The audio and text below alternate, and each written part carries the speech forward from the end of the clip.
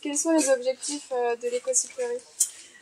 Alors les objectifs de l'écocyclerie, notre première mission en fait c'est de détourner des bennes, des déchetteries, tous les objets qui sont réemployables et du coup ensuite de pouvoir les revendre ici au sein de la boutique.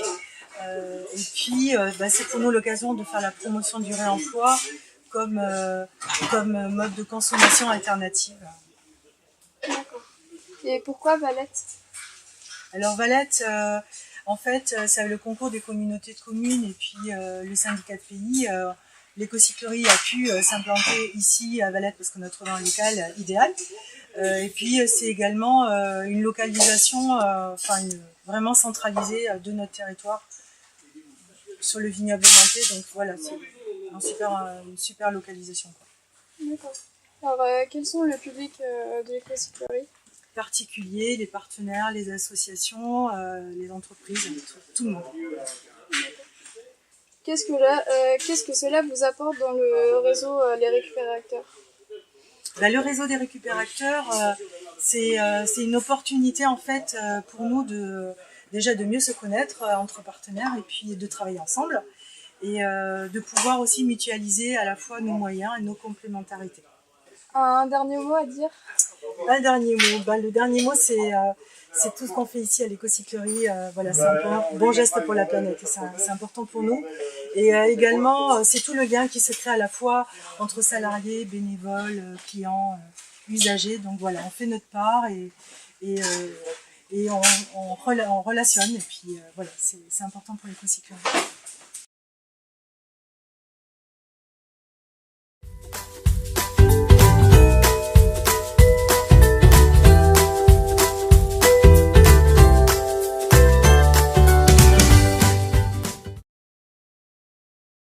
L'objectif de l'association Patmouille? Alors, l'objectif de l'association de Patmouille, c'est d'accueillir des personnes qui sont éloignées du monde du travail, de l'emploi, et de les faire gagner en compétences et qu'elles reprennent confiance en elles, de façon à améliorer leur statut social et puis des coups de main pour aller vers retour à l'emploi. C'est les objectifs de l'entreprise. Ici à Valette? Alors, Patmouille est né en 1994, a été mise en place par les élus de la Comcom, CV. Et du coup, c'est pour ça que ça s'est créé ici avec des gérants d'entreprise et puis des demandeurs d'emploi de la commune. Donc voilà pourquoi ça a pris tout son sens que ça soit ici. C'est quel public qui vient Alors on a deux publics, on a le public clientèle qui vient pour nos services, donc on a un service blanchisserie, un service couture, un service boutique et un service de repassage.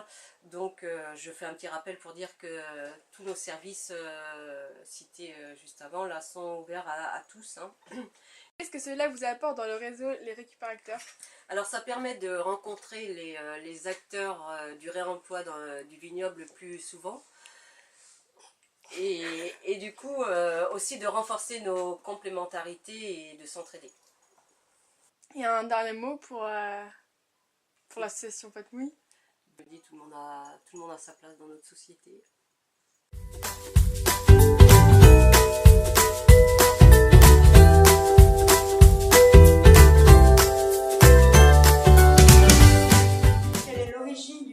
De Ripper Café.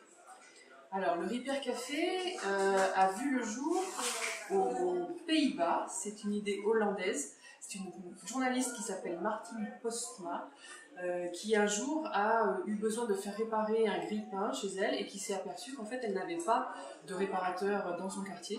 Elle a eu l'idée donc d'organiser des rendez-vous de la bricole, des rendez-vous de la réparation. Le principe de Ripper Café. Le principe du Ripper Café, j'apporte au Ripper Café des objets qui ne fonctionnent plus ou qui sont cassés. Et le Ripper Café m'accueille avec toute une équipe de bénévoles qui met au service de la population leurs compétences. Qu'est-ce qui est réparé? Alors nous réparons du petit électroménager, donc typiquement machine à café, fer à repasser, aspirateur. On répare aussi de l'informatique, des ordinateurs, des tablettes, des smartphones, et on répare de la couture, c'est-à-dire des vêtements, tout type de couture, et parfois des vélos.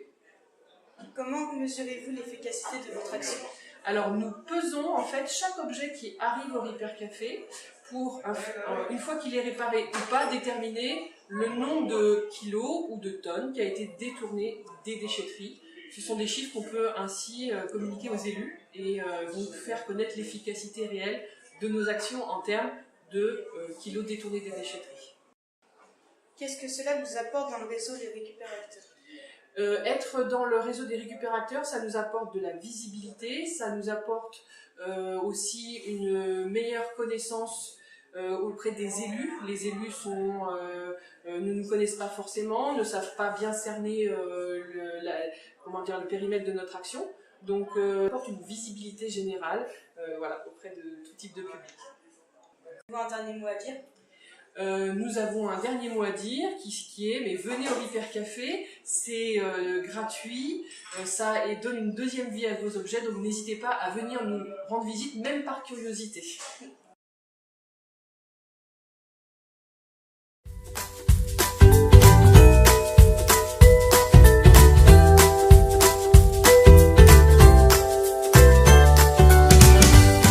Donc, quel est le but de votre association ? Alors le projet de la récupérette, c'était au départ de monter une recyclerie, mais qui serait support à la création de liens sociaux sur le territoire. Ça veut dire qu'on ne voulait pas être uniquement un lieu de vente, mais on voulait aussi être un lieu de rencontre. Comment vous est venue l'idée de créer l'association ? L'idée elle est venue d'une rencontre à l'époque entre Mélanie, ma collègue, qui elle était éducatrice en environnement, moi j'étais travailleur social, enfin assistant social de formation. Et à l'époque on travaillait aussi avec quelqu'un qui fabriquait du mobilier, qui était designer à partir de matériaux de récupération. Et du coup il y avait l'idée, sachant qu'à l'époque il n'y avait pas encore de recyclerie sur le territoire. En parallèle il y avait le projet de Valette qui démarrait, mais c'était aussi de proposer un autre dispositif par rapport aux personnes très éloignées de l'emploi. Quels sont les objets que vous possédez ? Dans une maison, par les vêtements, la vaisselle, beaucoup de bouquins, des disques, un peu d'objets de brocante, des objets de loisirs, vélo, un peu d'outillage.